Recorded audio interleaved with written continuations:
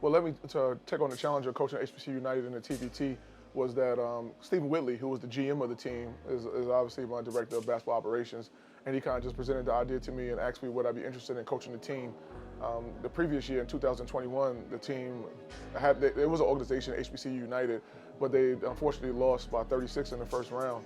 And he thought that I can bring some structure and some semblance of guidance to the program, so he asked me to coach the team. So I said yes. It kind of all fell in line with everything that we had going on here at Norfolk State, and I took on the responsibility of coaching the TBT.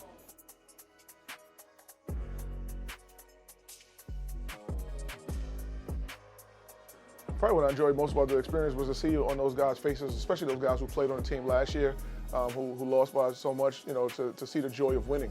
Those guys were like really jubilant about winning, and just to see that joy kind of brought some excitement to me. And of course, being back home, coaching in the legendary Rucker Park, it's a place that I've been to a few times, but never got a chance to coach there.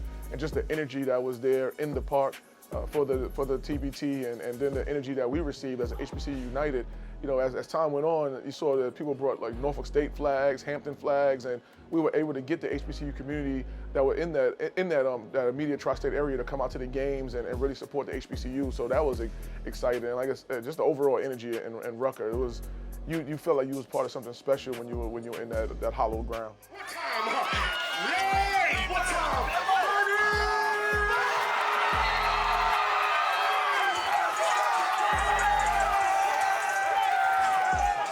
I think this experience will help current and future HBCU players. One is going to show that in any platform, HBCU players can excel. In the semifinals, we beat a team that had 4 former NBA guys on it. The first round, we beat a team that had 6 high major players on it. And it just shows that all that goes out the window when you give an opportunity to step between those lines. So I do think that it shows that current HBCU players can do anything that they want to do. I think that it also sets the precedent that if a current student athlete in high school or wherever JUCO, to make HBCU a formidable destination. And hopefully we were able to carry and showcase that to the world, that HBCU basketball is a formidable brand of basketball, and perception is not always reality. And I think that it showed that with our wins and us advancing to the Sweet 16 of the TBT. Right now, that's a bucket. Excuse me. Wow! You and him and you. Drop right back over. Yeah, that one's good. Copeland, that's how you shoot. Non-click. You can work out right about now, Mr. Carter, no relation to Vince.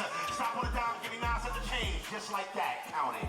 Wow. That's going tough. The thing I take away from the experience of coaching in HBCUnited in the TBT this season was that I tell a lot of people that although we have summer practices and we have preseason workouts and things like that, and you're out there coaching your team and teaching your team, head coaches don't get a chance to coach from the end of March all the way until October when you have a scrimmage. Like, you don't get a chance to coach a basketball game. So just like the players go through reps and get better as players as they go through different workouts and things like that, I think that I'll get better as a coach because I've actually got a chance to coach again in between March and October. And then also with that, you're coaching a lot of things on the fly. So it's kind of getting your after timeouts better. It's getting your draw-ups better. It's just getting your huddles better because everything is so on the fly. We didn't have a lot of training camp or a lot of practice. So it's a whole bunch of things on the fly. And as we know, when you're coaching in a real game for Norfolk State, that a lot of things are on the fly. So I think it just kind of prepared me and is going to help me going forward in the future. And hopefully I'll be even a better coach for Norfolk State this upcoming year.